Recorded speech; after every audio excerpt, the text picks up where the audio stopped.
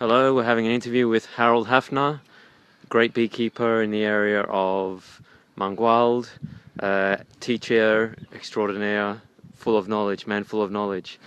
Harald, I want to ask you about the chemicals used in beekeeping, what the active chemical is, and what the names of the products are that people buy on the market. A lot of the local Portuguese people may use for the treatment of Varoa. Yeah, well, there basically are three, and one is the active ingredient is fluvalinate. Fluvalinate. Fluvalinate, and that's out of all three. The commercial that's one of the active ingredient fluvalinate, and the commercial product is apistan. Apistan. Okay. So that is one. The second one is active ingredient flumetrine. And the commercial product that uses that is bivarol. Yeah. The thing is that mostly those two have been used now for 35 years, so they're hardly efficient, so they're not efficient anymore. They've kind of... It's basically the less bugs, and less people use it. The bugs have got a resistance to it. Yeah, the bugs have gotten resistant, like any other chemical. Yeah. And then the third systemic chemical active ingredient is Amitraz. And it exists in two... that's spelled Amitraz. Yeah, Amitraz. With an E at the end? S-E or Z, it depends if you spell it the Portuguese or the English way. Yeah. All right, yeah. Amitraz, and the the commercial strips that use that is Apivar. Yeah. And that's Portuguese made? Yeah, no, it's not Portuguese made. No, okay. I don't even know who makes it exactly. Okay, yeah. So it's Apivar, and the other one is Amitraz. Amitraz. Yeah. Okay. So those are the two that use that ingredient. And Amitraz is the active ingredient. Okay, yeah. So at the moment, I would say 90+% of the Portuguese beekeepers, everyone that is not organically certified, is using Amitraz. So the likelihood of them using it is quite high. Yeah, like everyone is using it, and if they are not using it in with those official strips, which is the only way you are allowed to use it. Yeah. But there are a lot of actually beekeepers that use homemade formulas. Yeah. So they buy the active ingredient, which is an acaricide, used also in any other agricultural activity, like fruit growing or other things. Against mites. So they buy that like in a bigger container and mix it up with some Vaseline, and then they put they put cardboard strips. Coat them with the Vaseline and put those cardboard strips into the hive. Okay. In the same way that you put those strips with, you use Vaseline and Formic Acid? No. I use Formic Acid, or which Oxalic Acid. Okay, which is a natural acid that comes, Formic Acid comes from the ants. Which are two organic acids, Oxalic Acid and Formic Acid, that are... Formic Acid only appears in ants. Which comes from originally is that acid that is in ants, and oxalic acid you have in most of the plants, like your spinach, for example, or rhubarb, full of some oxalic acid, or oxalis, right? The oxalis clover, sour clover. So those are two organic acids that are naturally present in the hive. So you would test your honey for two of the natural acids that are present in honey are oxalic and formic acid. Okay. So you're actually just raising the level of those acids in a sense. Sort of. Yeah. I mean, there is also bee venom is composed. A good component of bee venom is formic acid. Also. Okay. For ants also have but bees Formic also comes from the word formica, which means ant. But bees also produce it naturally in their venom. So there is always certain levels of formic acid present in the hives. Okay. So if we use formic acid, for example, we raise the formic acid levels in the hives. Advantage of both oxalic acid and formic acid.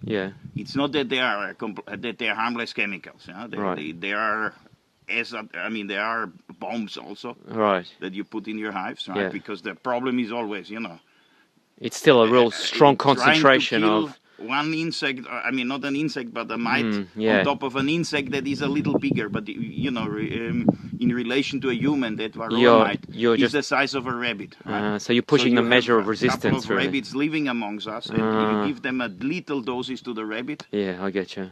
And it will kill them. And you will also eat that lethal doses for the rabbit. You eat it, right? So I mean, it's. Yeah, so it's just it's you know, it's like it's a mitigation. Try to eat the dosage of a rat, you know, like rat poison in a dosage that just kills the rat. Yeah, right. But you wouldn't be comfortable of eating that. But it would affect you somehow. Right, but okay. it will definitely affect you. Yeah, right. But the advantage in the case of those organic acids is that they don't cause any long-term residues in the hive. Right.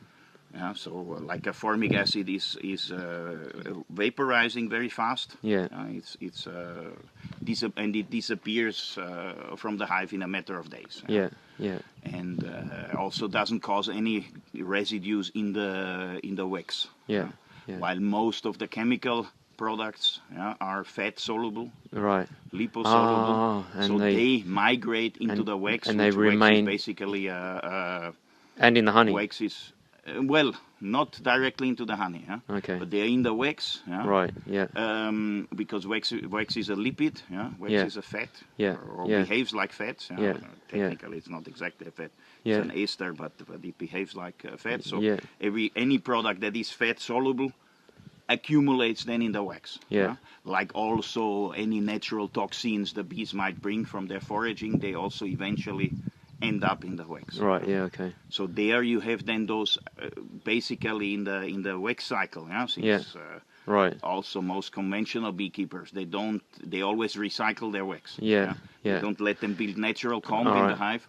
So basically, in the beeswax we have the chemical fingerprint of all the products that have ever been used in the hive. Because of the fact they're reusing the wax all the time. In the last 30 years. Oh, they are because of the fact that the wax is always being recycled. That it's recycled and put back in form of wax sheets into the hive. So we have our the fingerprints of the last 30 years are still present in any wax of the hive. Right. And of course there are no studies how that links with the honey, you mean? No, well, there is one. I mean, if you use the allowed strips the way they should be used, and you remove them from there, the studies, of course, say there is no residues in the products. But of course, that doesn't look at those over a long year accumulation. And you can imagine, of course, any bee product that is stored in wax, which means in the comb. There is always that risk that it might pass through the honey. In the case of honey, it's not really maybe not such a problem because honey is stored very little.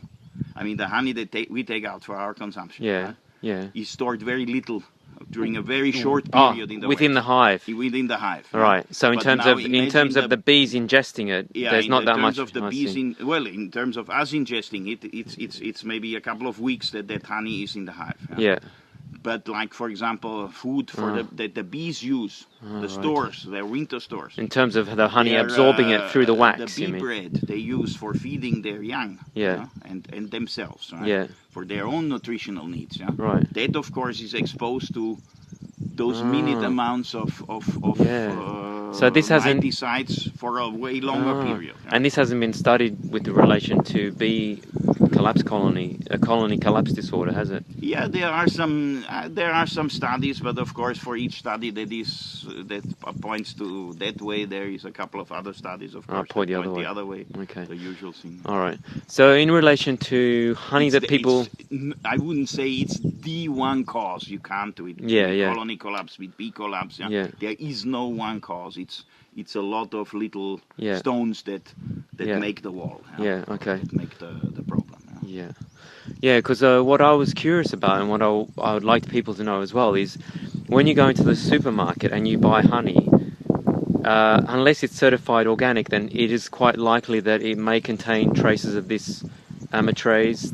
Is that actually identified in the honey? Can it be identified? Yeah, it can be identified to a certain extent. There is one thing with especially Amitraz, as opposed to the other chemicals.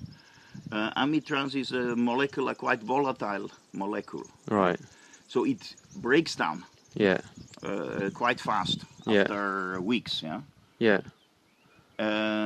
So if you test after you apply it and then you take it out and then let's say 8 weeks later you test for Amitraz, for this molecule, specific molecule, you won't find it. Oh, right. Or it will be very, very low because it has disease. Okay, sorry about that. We had a bit of a block out with the camera. The battery went down, so we're on recharge now, and we're continuing our interview with Harald Hafner, beekeeper extraordinaire. So Harold, we were talking about Amitraz and how it breaks down in so we were talking about that, and it breaks down, the main molecule, the Amitraz molecule, breaks down in several metabolites. And so at what if you stage? test for very fast, a couple of weeks after you remove the strip, right? So so while it's in the hive. So you test, like, let's say 2 months, 3 months after applying Amitraz, you either test your wax, you test your anything in the hive for Amitraz, the long molecule. You won't find it. All right. But it doesn't disappear. It breaks down in those other substances, other metabolites, the smaller pieces of the chain. They're all metabolites. They are metabolites of the Amitraz. What does that mean, a metabolite? Well, I'm not a chemist, but it's like the chain breaks down, into the smaller organic chains breaks down. And some of those metabolites, actually, if you just go ahead and Google it or whatever, some of those metabolites are actually known and recognized as carcinogenic agents. Right. So it's also not something you would be very comfortable having in your hive.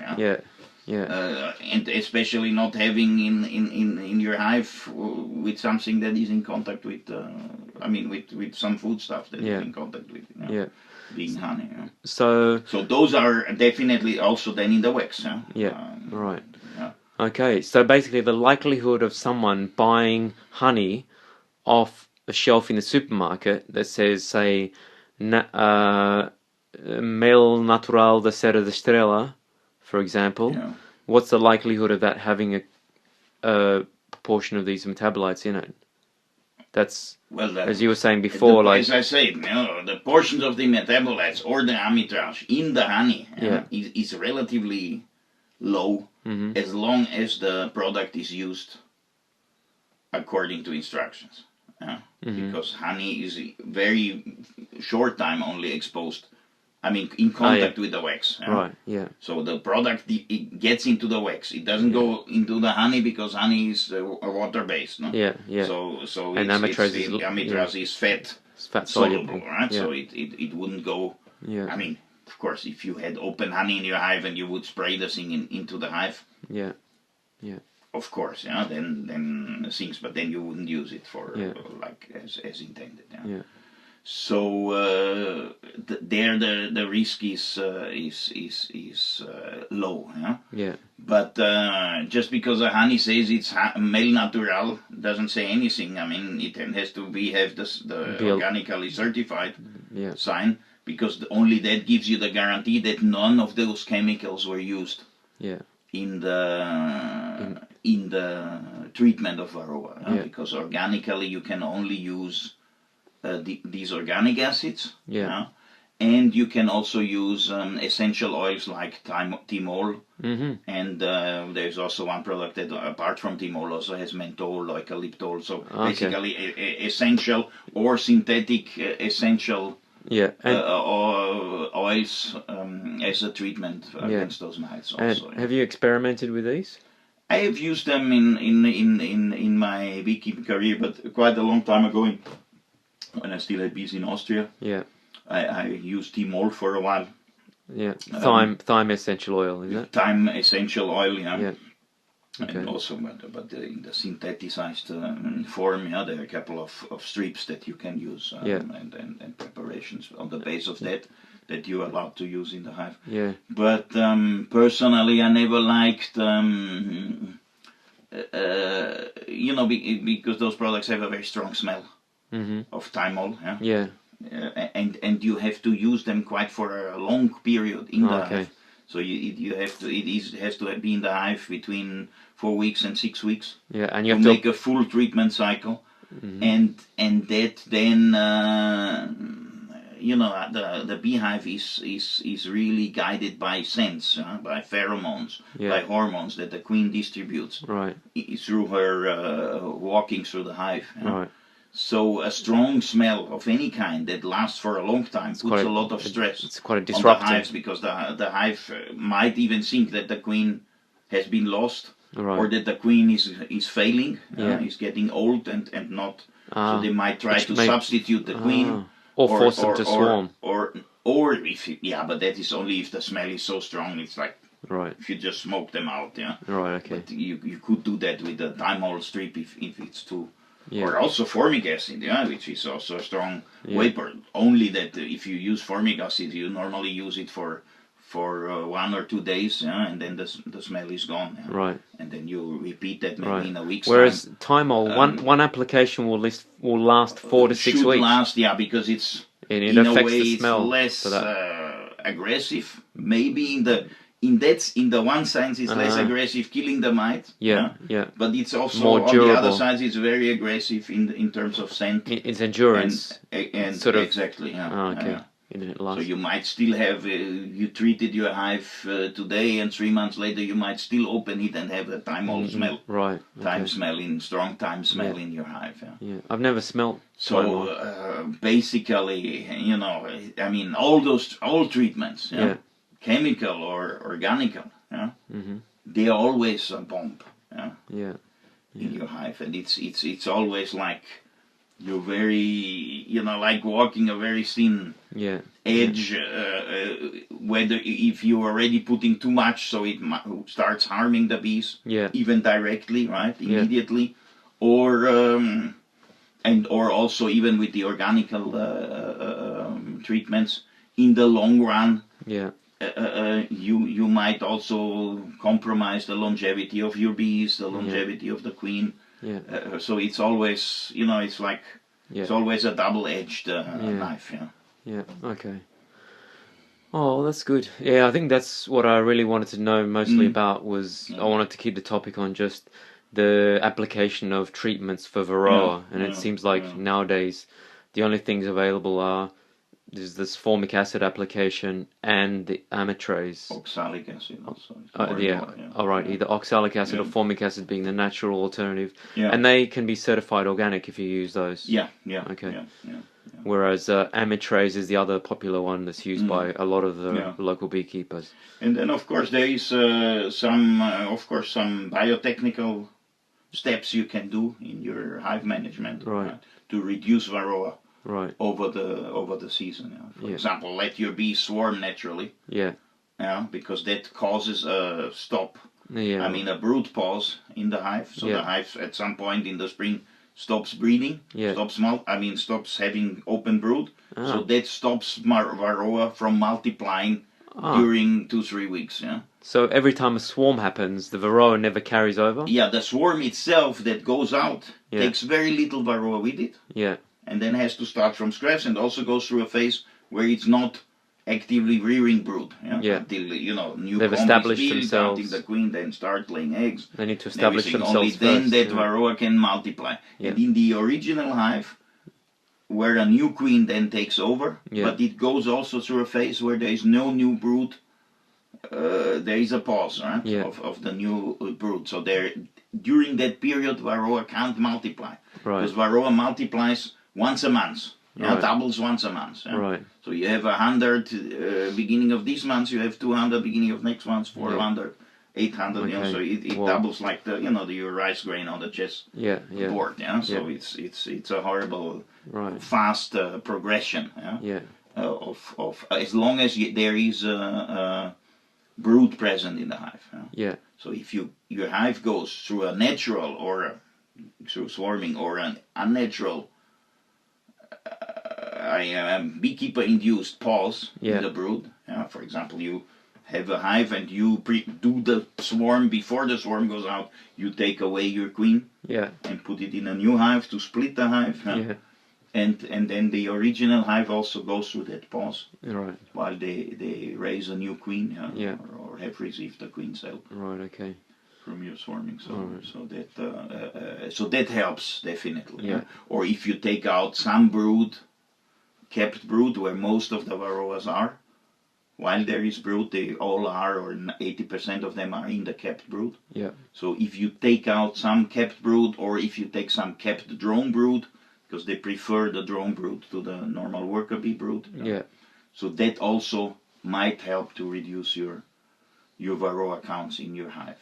Or splitting the hive up in smaller units. So also incorporating those techniques in your management system can help, of course, to reduce varroa to a less level. But so, of course, in the long run, what will be the only solution in the long run is letting bees eventually learn, letting them cope themselves with the parasite. And there are many examples out there already, and well-studied examples that bees, if you really let them do that, you might have a big collapse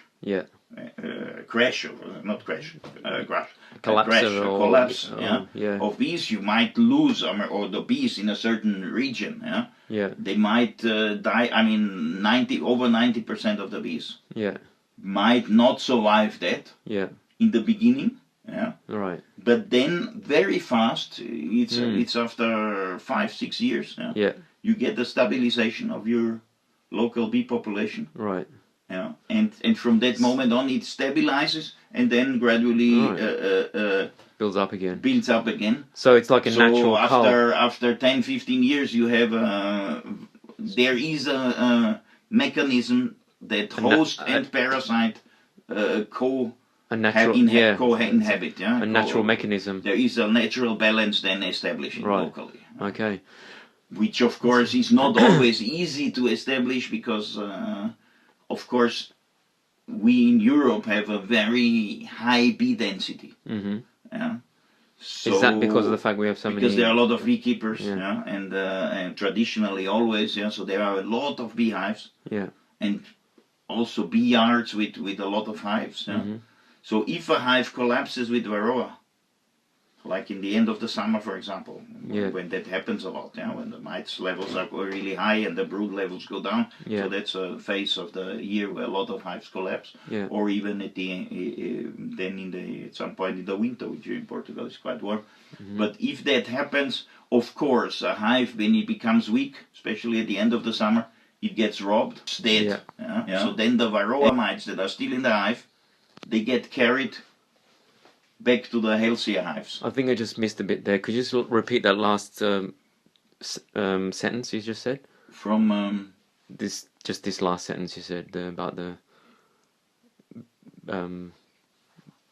bees going to the hive. So if a hive, one hive somewhere collapses with Varroa, other hives that are stronger and healthier, and might cope reasonably well with the Varroa levels they have, and are in a balance with.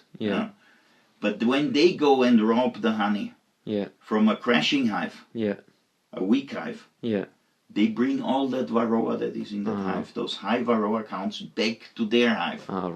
So that might then get the mite count in their hive over the threshold.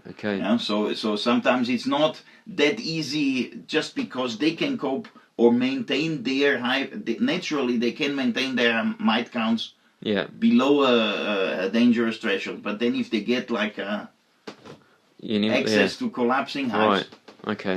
One last thing is, I've had this idea of, as a sort of multiple strategy type thing, to have hives, say for example, a track around the boundary of the land, and hives placed around that track, so that all the hives are all placed quite a distance from each other.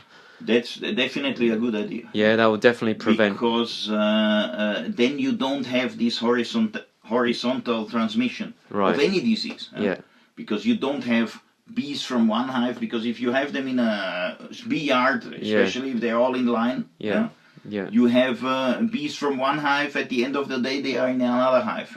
Or they come in full of honey and then they are maybe tired, they go into the first hive. They find in line and are well received because they are full with honey. So if you don't have that, naturally you have an average, in a natural forest setting. Right. You would have an average distance between it's a closer mimic to hollow tree natural, and the other hollow tree. Would be at least 800 meters on average. Difference between two hives. Okay. And there are actually studies done by Professor Tom Seeley from Cornell University. That show very clearly, or he is actually proposing that already, if you just keep the hives apart maybe 80 meters, you would completely eliminate this horizontal. Excellent. Transmission. And just to add to that, I think also, because you know a little bit about this, as an added benefit, and the idea that I've often had about it is, if I have it around the boundary of the land, it means that hunters need to stay a certain distance away from beehives. So if your land is registered as a bee yard, and you have beehives scattered around, they need to stay within a certain distance of the beehives. Is that right? Yeah, I think so. But what you would have to see then is if they're really like 100 meters apart. Each hive, if you wouldn't have to register each hive as a different bee yard. Okay. All right, that's interesting to look in terms of distances, then there are also distances, minimum and maximum distances. Applying depending on the number of beehives. So. Something worth investigating, maybe. Harald, thank you very much for your time. Look forward to speaking to you more. Okay, great. Thank you. Thank you.